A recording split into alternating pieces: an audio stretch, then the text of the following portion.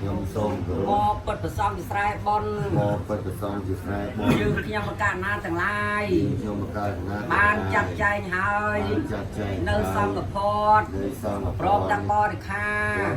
ហើយយើងខ្ញុំទាំងឡាយសូមបង្អោនវេដល់ប្រសងមកពិតប្រសងដល់ចម្រើន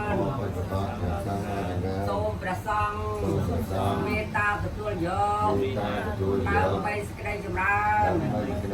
ដើម្បីជាប្រយោជន៍ដើម្បីសេចក្តីសុខដល់លោកអ្នកដ៏មានគុណទាំងឡាយ